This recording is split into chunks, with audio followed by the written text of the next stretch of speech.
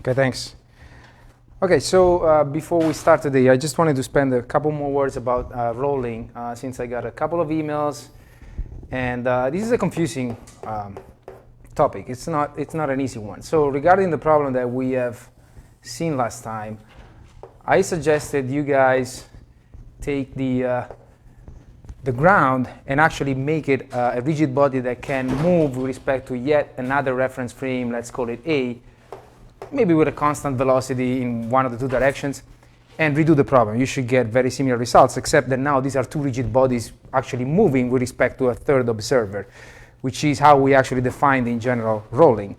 We said you have two rigid bodies, R and S, and they are in contact at a point C.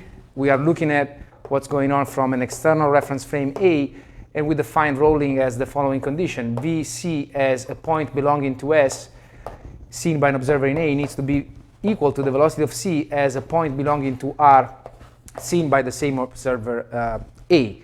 Now, in the problem we have faced last time, it just so happened that A was one of the two rigid bodies. So you can imagine that S and A are the same reference frame. That it's perfectly fine because A is any generic reference frame. So this needs to be valid in any reference frame, even one that is one of the two bodies. So that's perfectly fine.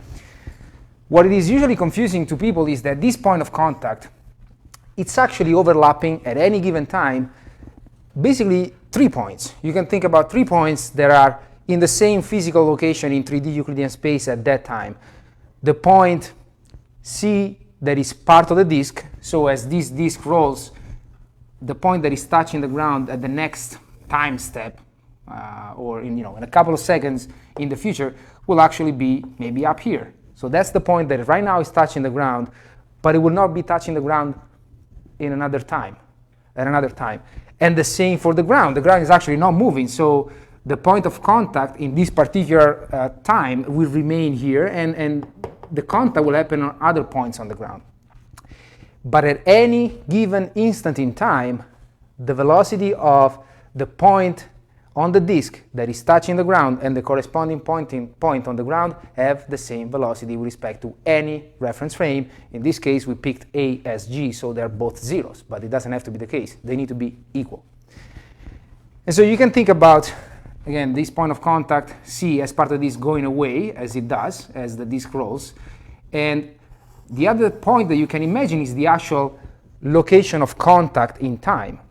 So if you imagine that the disk can leave a trace, every time it's touching the ground, there is, I don't know, ink. It's leaving a drop of ink on the ground. Then you're describing this line, this trajectory, which is the trajectory of the point of contact, which doesn't belong to the disk, doesn't belong to the ground. It's just an imaginary, it's where contact is occurring in time, and you're keeping track of that. And if you think about it, that point is probably has definitely the same velocity of the center of the disk in this case, right? It's always below O, it's moving with O, so it must have that velocity. But it's a point that doesn't belong to any of the two rigid bodies. So at contact, you can really think about 3 points. The point that belongs to one rigid body, the point that belongs to the other rigid body, and the point of contact that will move. So those 2 points will go away. In fact, if you, as I suggested, you find what is the velocity of P, any point on the edge of the disk at that particular location, and we said this was the angle theta that gives me the position of P. So if you set theta equal to 180 in the solutions we found, you will see that the velocity of P, which will end up being at contact with the ground, is going to be 0. So any point on the disk is going to reduce slowly its velocity until it touches with 0 velocity the ground, and then it will go away. And we demonstrated the acceleration is non-zero, so that makes sense. Any confusion about this? This is not an easy thing to grasp visually, but again, if you apply the definition right, then everything else will follow. That is the only rolling condition you need to worry about. And yes, I understand that it can be tough to grasp. Again, think about 3 points that are in the same location at every single time in contact. One on the first body, one on the second, and then the actual point of contact that will evolve in time. It's moving here, it's moving on a straight line. Okay? So if there are any questions, just shoot me emails. Try to solve it in other ways, having the ground actually moving if you want. what I want to start doing today is finally kinetics. So we've been dealing with geometry of motion so far, velocities and accelerations, reference frames, coordinate systems, so angular velocities and angular accelerations. Now we're going to start thinking about what is that is causing motion. So, and we'll definitely start with the simplest case, which is particles. So we're going to see kinetics of particles. Now there's a few things we need to define. First of all, the points in space that we're going to look at now they need to have a mass. So we assume one, that we have a particle that we'll probably start calling P, as we've done so far, of mass m. If there is no mass, there is no kinetics. Hi. And then we say that the quantity causing motion of P is a force. Just call it that way. And force is a vector. Okay? So pretty much definitions. And then there is a very heavy assumption here that we do.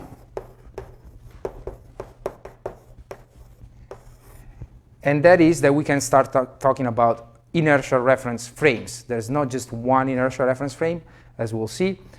But we assume that there exists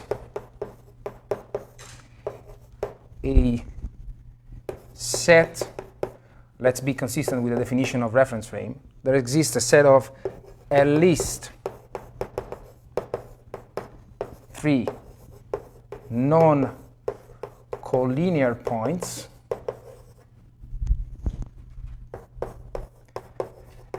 this is a lot to define, whose mutual distances are constant,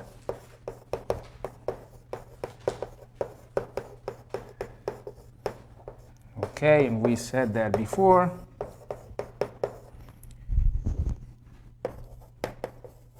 Are constant.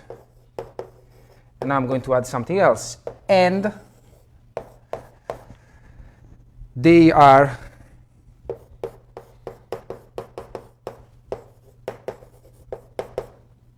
how do I define it here? Absolutely stationary, at rest, zero velocity. Absolutely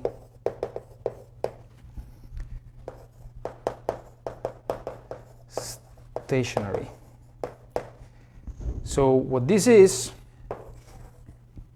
we call this set of at least 3 non-collinear points with constant distances among each other, and that they are absolutely stationary.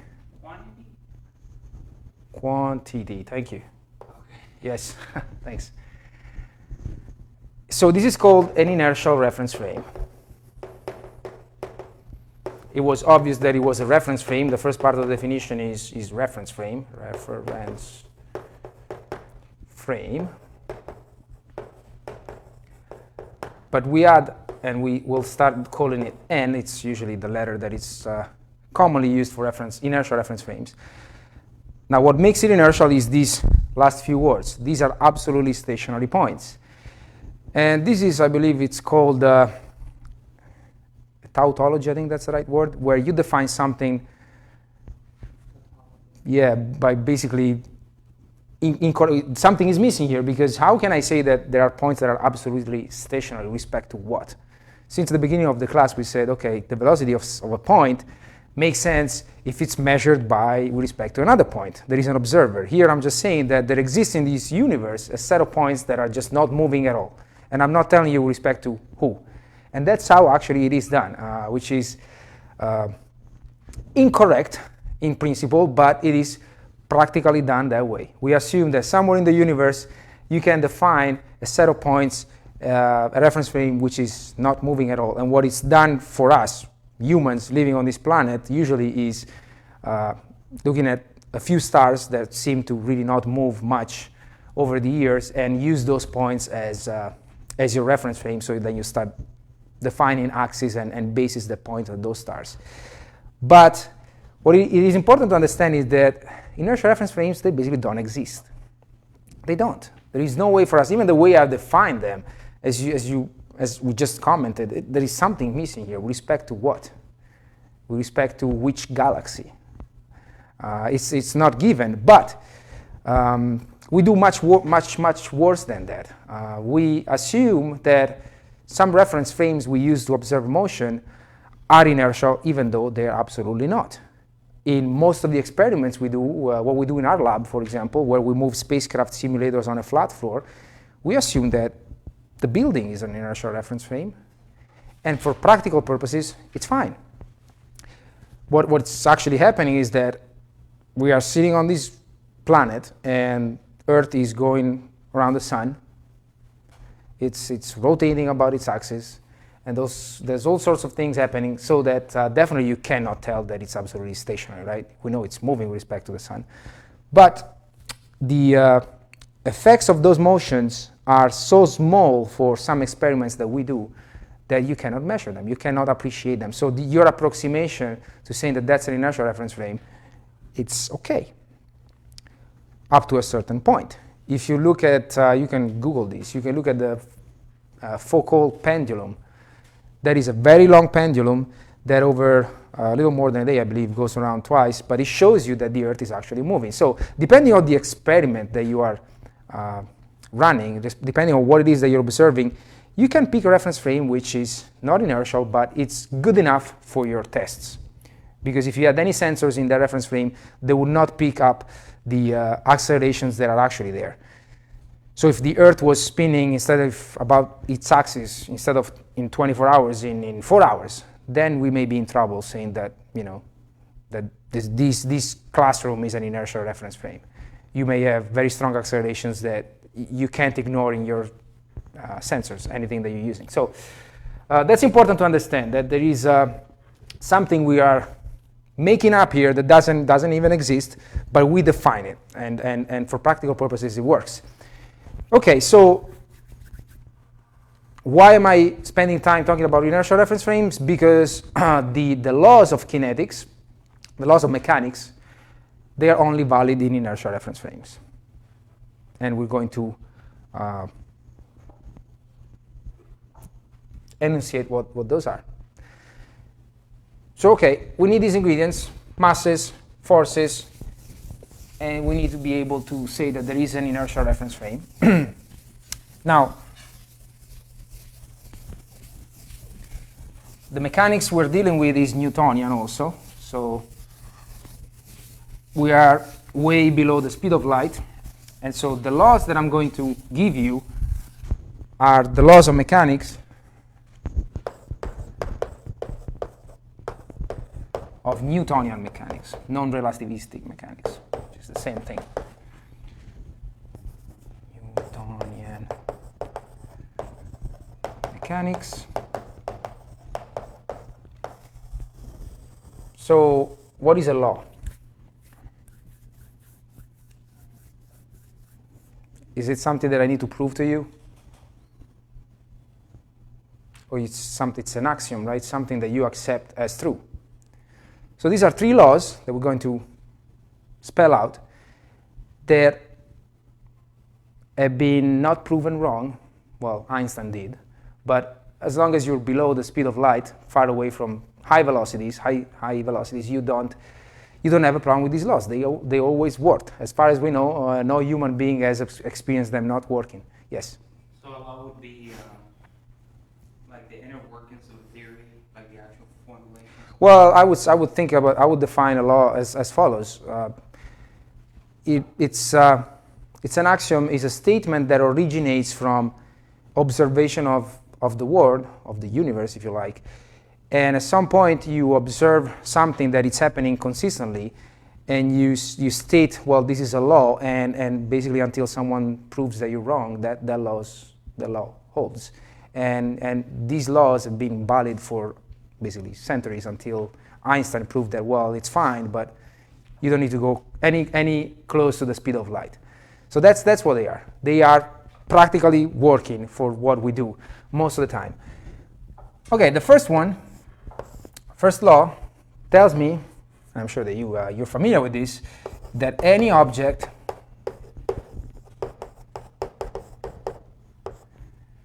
tends to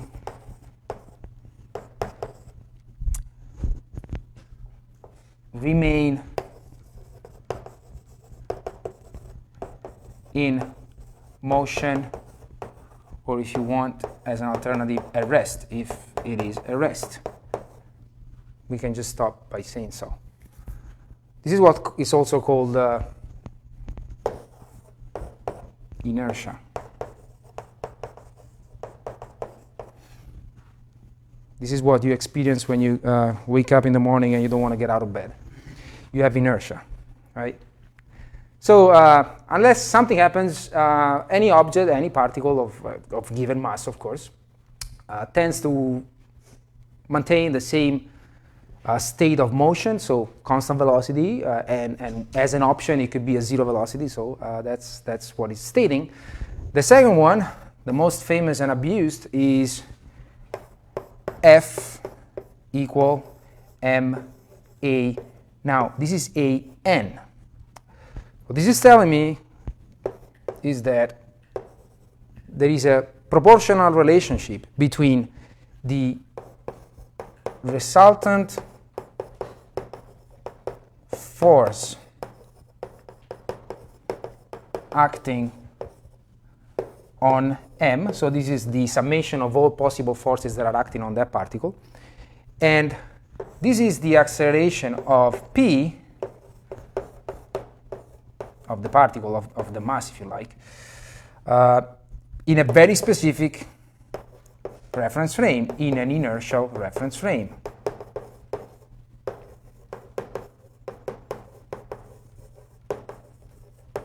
Is not any acceleration. So what you may have seen in other dynamics classes, and I have seen for years, and I've used them for years, but you don't really have to, is writing this expression using different reference frames, and you start talking about Coriolis forces. They call them apparent forces. Well, there's no such a thing as an apparent force. There really isn't. There are real forces, actions that you are actually exerting on a particle, and the addition of all those is equal to mass times the acceleration in the inertial reference frame. All those Coriolis, centripetal forces, etc., that you've been dealing with, they just come out of the fact that you are probably expressing these using other reference frames in solving the problem. But they don't really exist. You don't need to make up forces that don't exist. So in the problem, we're going to see a very standard example, the first one that everybody sees when talking about kinetics, a pendulum. But the way we're going to solve problems is basically, first of all, addressing this side of the equation, and that's what we've done for weeks at this point. That's kinematics, right? Finding accelerations is kinematics. That's what we've done for I don't know many weeks now.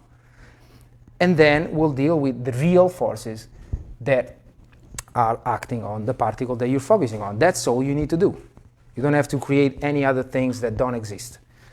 Now, one comment that needs to be made about this acceleration in an inertial reference frame, well, a couple of comments. First of all, in all the problems that we're going to solve from now on, when I start talking about ground, I will probably imply that that's the inertial reference frame. And the second comment is, I believe I quickly said this, there is no unique inertial reference frame. If you're able to find, looking at the stars, looking I don't know where in the universe, an inertial reference frame n, you know that all the points in this frame are stationary, and let's say that there is a basis that you define at the center, the origin of that is O. Any other reference frame, let's call the origin C prime and this reference frame C, that is translating with constant velocity with respect to n is also an inertial reference frame. So C is purely translating with respect to n, and let's call that constant velocity k, vector k. And why is this true? Well, if I'm looking at my particle p, which is my object of interest, well, I can do what we have done several times. Okay, this is R of P, this is R O prime, and this is Rp with respect to O prime, right? So we have seen that the acceleration of P in n can be given as the acceleration of O prime in n plus the acceleration of P with respect to O prime in n, right? We've done this. I actually told you to use these instead of that long formula that we derived the Coriolis, Euler, and centripetal acceleration, just because you don't have to memorize things. You just have to go through the frames and find the accelerations of the origin, and then you find how P moves with respect to O prime. Well, but if I told you that C is just translating with respect to n, this is 0, right? There is no acceleration of O prime or any point which is fixed in C with respect to n. And so you can tell that you're not adding any acceleration here. By looking at the same phenomena from C, it's okay, because the acceleration that you see from there is the same. Does it make sense? You're not adding anything. There's no acceleration involved. And since this law is based on acceleration, once you find the reference frame that is inertial, anything that is translating with respect to that inertial reference frame at constant velocity, it is also an inertial reference frame. Okay, the third one, write it down here. It's known as action-reaction. For every action,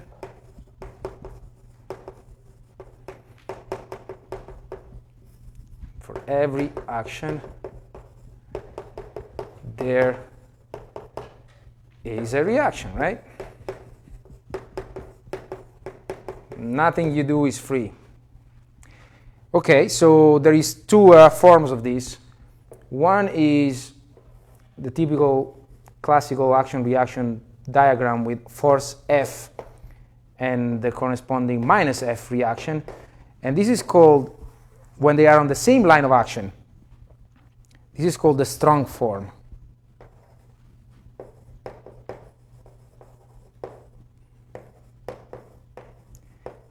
And in some problems, we'll see this. In other problems, we may have this other version of the action-reaction principle, or law of mechanics, where the two vectors are, of course, equal and opposite, but they are not lying on the same line of action. And this will be particularly useful when we solve problems with rigid bodies. And this is called the weak form, of course. If that's the strong, this must be the weak. They are both fine. They both satisfy that statement. Nothing new, right? The important concept to understand is this concept of inertial reference frame. Everything we do with these three laws is valid in specific reference frames, not anything. If you start defining reference frames that are disks that rotate and do strange things, well, those are not inertial reference frames. Is that a V or a K? And it was supposed to be a K, I guess. I didn't want to. It's a velocity. I can call it V, K, vector. So this will be the velocity, for example, of O prime as seen by n, right? Any point on that C reference frame. Make sense? Because the whole C frame is translating. So every point of C has the same velocity as seen by n.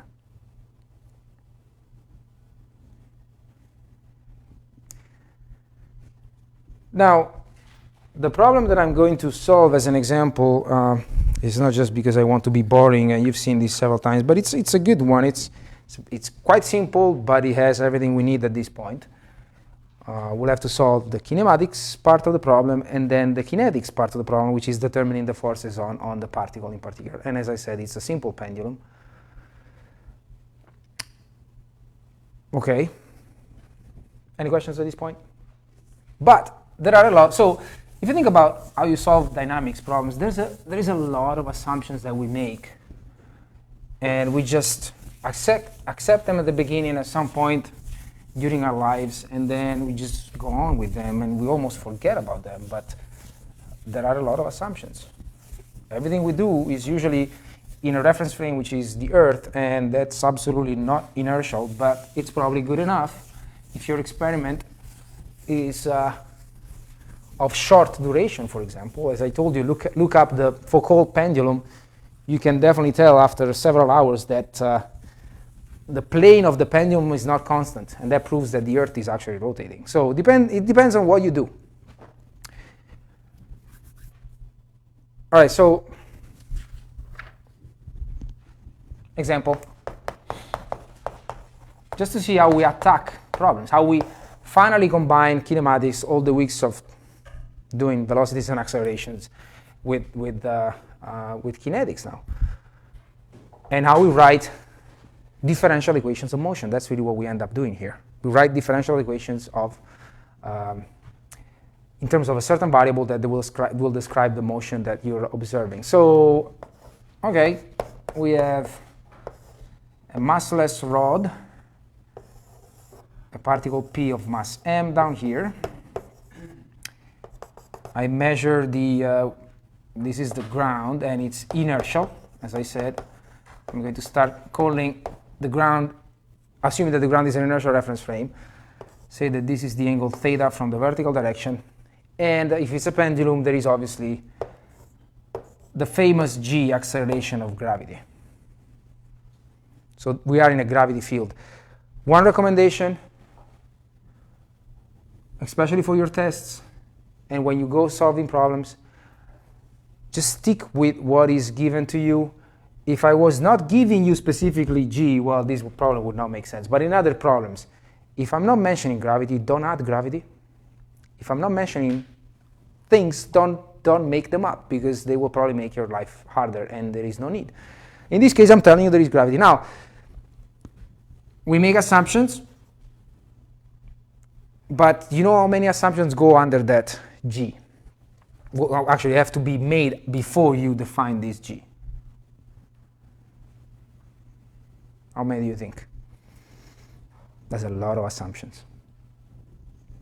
We're basically saying that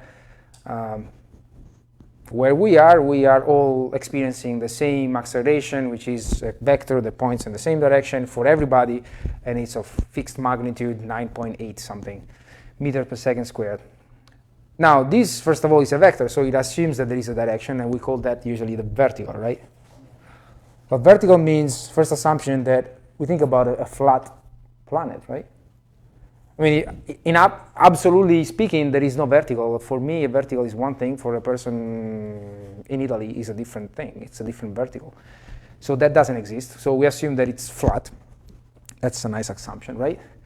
Forget about what Galileo told us. And then we assume that the Earth is an inertial reference frame. So its center is, well, there is no center if it's flat. But anyways, that is inertial, that it's not rotating then, that it's not going around the sun. There's a lot of stuff that we assume when we draw this vector here, right? This is not true. I mean, if you start going to higher altitudes, g decays, and it changes with the location. It's not just a constant vector pointing in the same direction. But we accept them because this is a good enough assumption if I am running an experiment in this room. Quick question. Yes? What happens to G as you start going deeper and deeper in the Earth since the radius is becoming smaller? Well, if you go with the actual, I don't want to write it, but the actual r double dot equals minus mu r cubed r. Oh, there is a minus already here.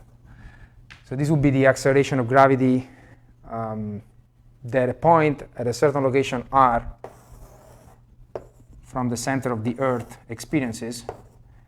So, and this also has a lot of assumptions. It assumes that the Earth is a perfect sphere and the mass is uniform, which is not true. But anyways, if you go with that, the Keplerian form, I mean, you can apply it here. It becomes less, but it doesn't make sense. Well, actually, no, it doesn't.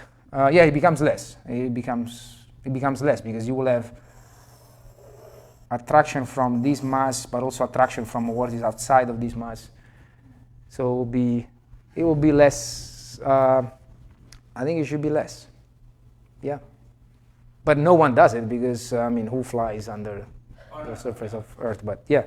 I mean, if you go, so it all depends on the model that you use. That's That is the point. So that's a good question. If I go with this model, nothing changes. There is no dependence. G is just a given constant vector. There is no dependence with the radius. There is nothing. So this is a better model of the acceleration of gravity, definitely.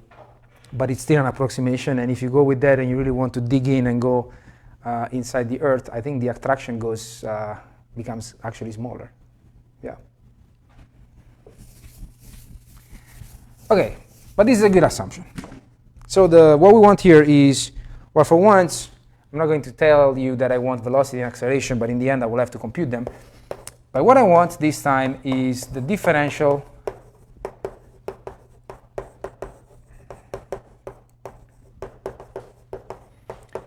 equation of motion for particle P of P. OK. Where did you get it from?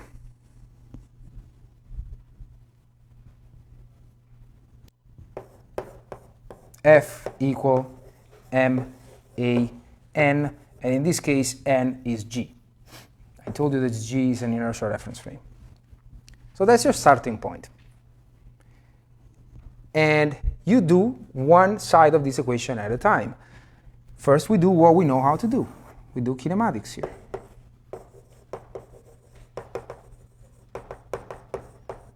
Then we'll do the kinetics part, which is figuring out what are the forces acting on that point mass.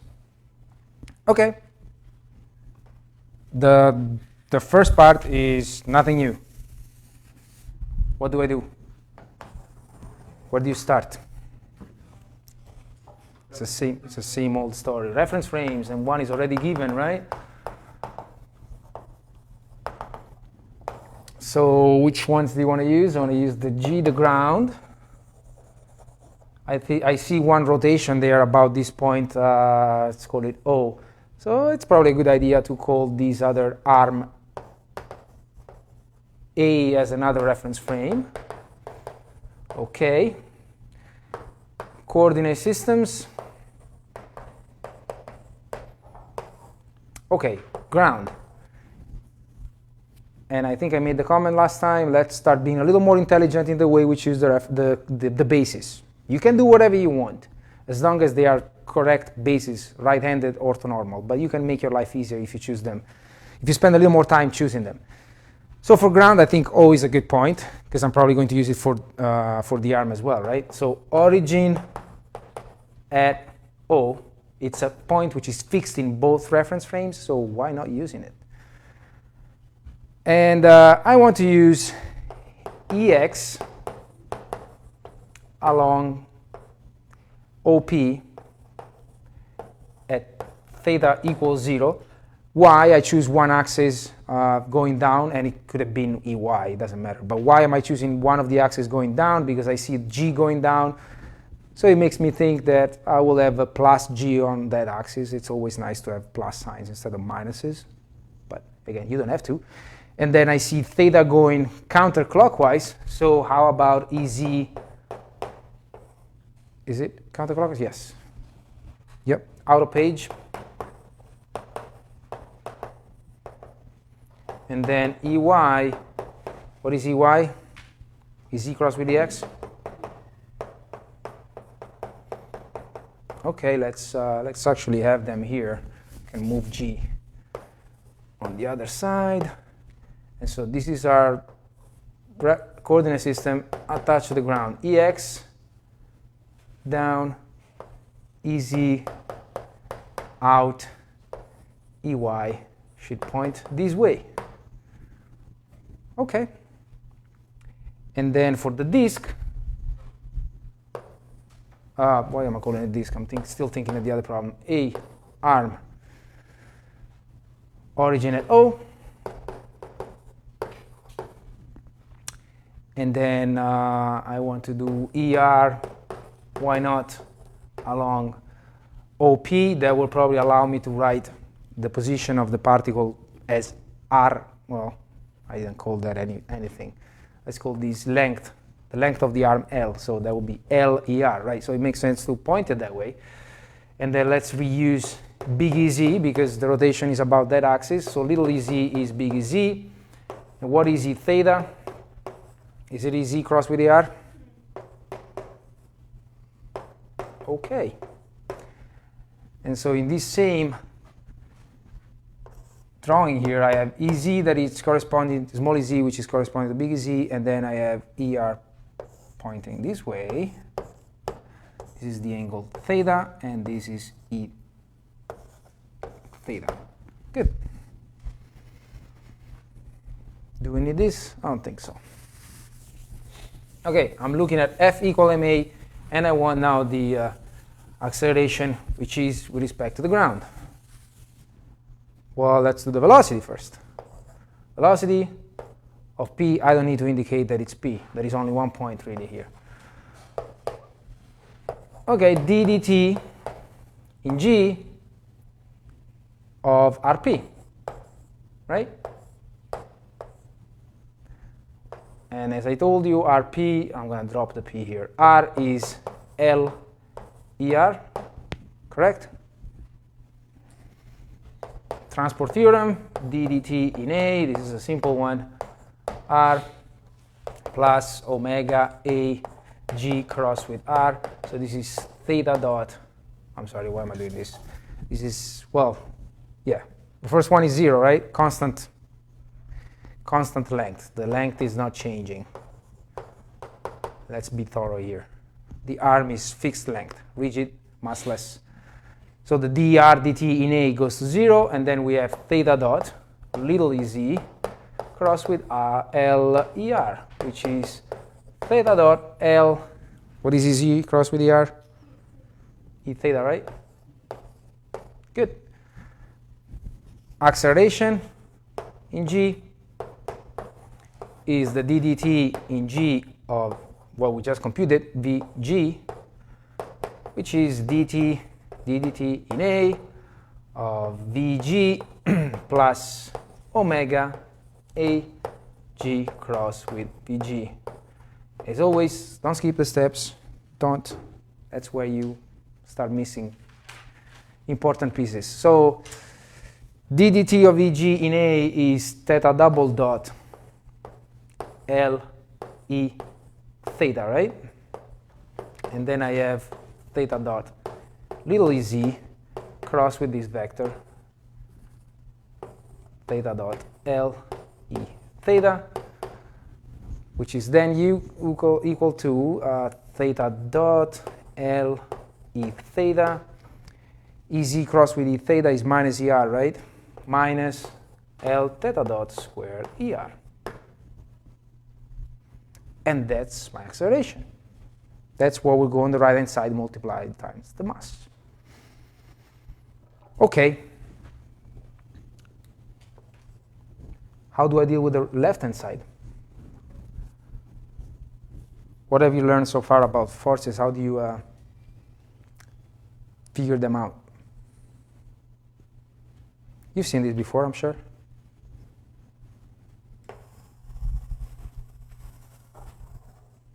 Okay, so this, we need to keep it in mind. Free body diagram, right? F, B, D. This is my particle here. Which forces do I see? Gravity.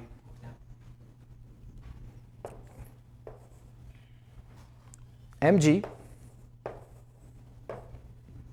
What else? Tension. Let's call it reaction from now on. Let's just, I don't know if that's a chord or it's a rigid bar. So I would call it reaction, right? Yeah. And do I know anything about that reaction? I only know that it's along the arm, right? There's nothing else that can happen. And I'm going to draw it this way, but I really don't know anything else. I don't know if it's pointing towards O or it's pointing towards the point P. I don't know its magnitude. All I know is its direction. And in most of the problems we're going to start seeing from now on, there's going to be these unknown reaction forces that we have to deal with. We either solve for them so that we can solve the problem and figure out the final differential equation of motion, Or in some cases, you may be lucky enough that you can just ignore them and still get a differential equation of motion, like in this case, as we'll see. You don't really need to solve for r in order to get the equation that you want. And don't lose the focus on what is the final goal of this. It's finding an equation in terms of theta. That's the only variable I have. That's the only coordinate I'm using here. Yes, I have two bases, but I'm using them just as tools to get to a final expression, differential equation in terms of theta that will probably show theta double dot theta in general. So that's my end goal. That's what I want to find. So what is f then? Remember, f is a vector. So let's just write what this is. Use the basis. How do I write f? It's r plus mg, which is also equal to, how do you want to write r?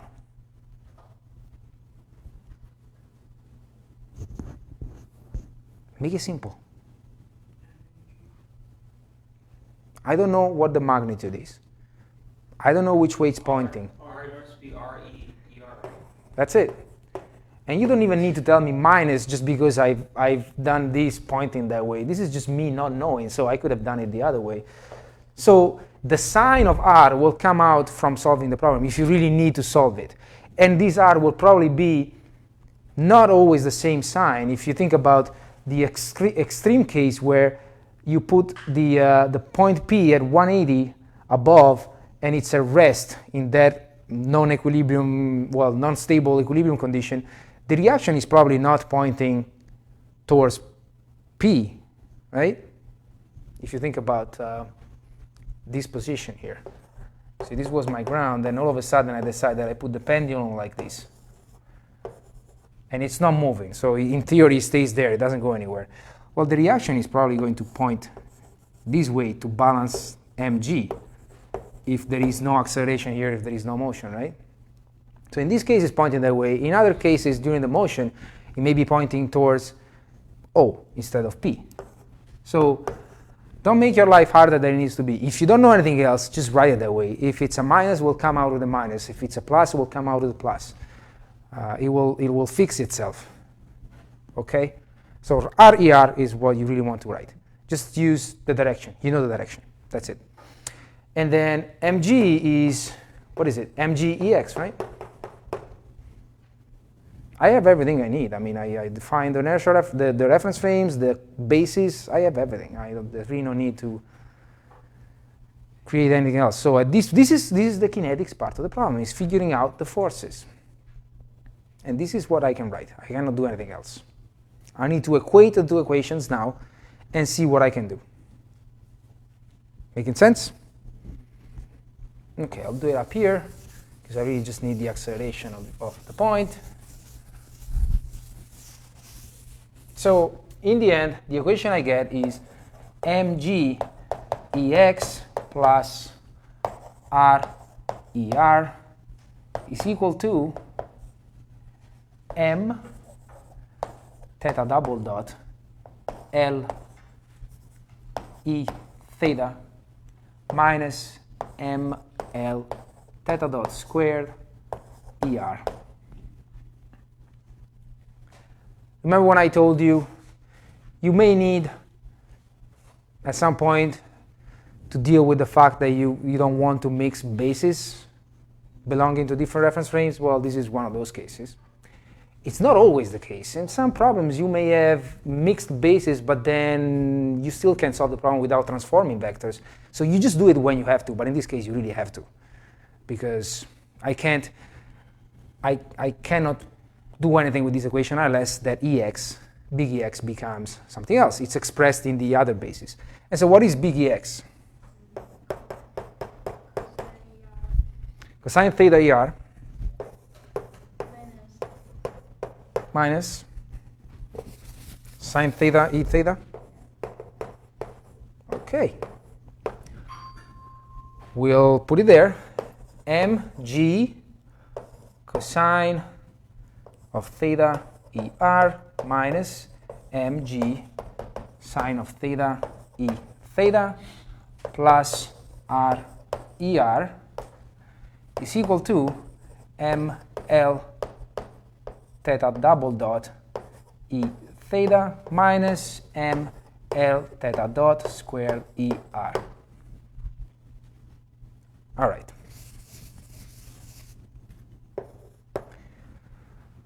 Now look at this equation and give me the final answer, I guess. I want the differential equation of motion.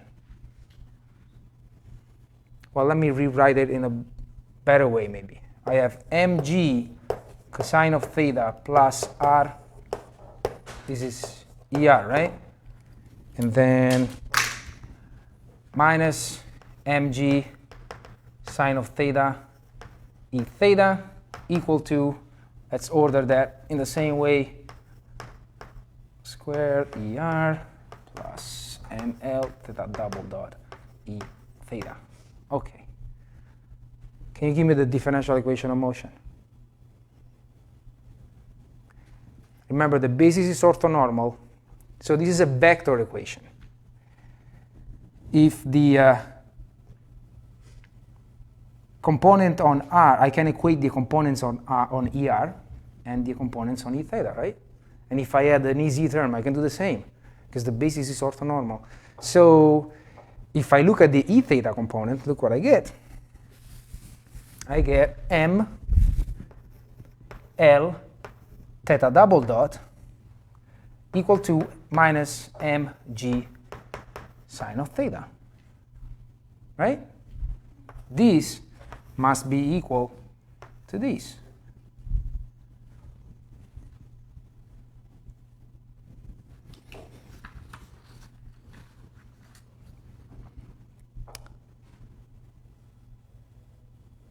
Anything else that I need to give you? Well, except I can simplify things maybe here and write it in a nicer way. Theta dot plus g over L sine of theta equals 0. That's your differential equation of motion. Do you know everything here? Yes, you do. The length is given. The acceleration of gravity g is a constant. So if you give me initial conditions for the angle theta in terms of position and velocity, so theta and theta dot, again, I'm assuming that we know what integrating means. So a differential equation, I can integrate this differential equation. I can tell you the time history of theta. I can solve it. So that's, everything is known here. So in this lucky case, I did not need to even bother solving for r. So you can, once you get this differential equation, you get the time history of theta, you can solve for r if you want, if it's needed. But in this particular case, I'm lucky that I can completely ignore r and I still get the differential equation of motion. In other cases, you may not be that lucky. Any questions on this? We'll go back to this problem, adding a little more difficulty, the motion of point O, in a couple of lectures when we start seeing the angular momentum. But I want to draw it here just for fun. So in the meantime, you may want to think about solving it. And these are standard problems. I thought about changing them, but they're really so nice to see the basic concepts that there's really no point for me in changing them. You really want to solve them yourself several times. You can solve the same problem 10 times. I don't see the problem with that. So this is the same problem where now the point O is not fixed with respect to the ground, can actually move back and forth on this sleeve. And the way it moves, the y of t, the position on this guide is a known quantity. It's a function of time that I'm giving you, 3t, something that you know. So you know y of t, you can take its derivative, second derivative, it's a given. And you can try to do the same. Find the differential equation of motion for this problem. F equal ma is all you need to do. You need to find the acceleration of the point P in respect to an observer fixed to the ground, and then do the free body diagram and figure out the forces. And I think the forces are probably going to be the same, even though that point is moving. I know that you've been used to thinking about these apparent forces. Now the point is accelerating, so I have to add other things here. No, you don't have to. Because all those things that you've been used to defining that are apparent forces, well, they don't exist. They are actually the acceleration. They will actually show up on the kinematics part. Because when you do the right-hand side of this equation, you solve it, you are characterizing the geometry of motion. Here. Everything is done here. F, it's only the actual forces that are acting on P. And it doesn't matter if this point O is moving or is stationary with respect to the ground. The free body diagram will still look the same. These are the only forces I see. There is no reason why I should see something else. The fact that O is moving doesn't allow me to add another force here. Why? Gravity is what I'm telling you exists because we are in this room, for example, and the point is attached to the massless rod. Those are the only two forces you can see. So it would be a good idea to try solve this. It's a little more complicated, but it's not that much more complicated using this. We'll see it. Okay, thanks.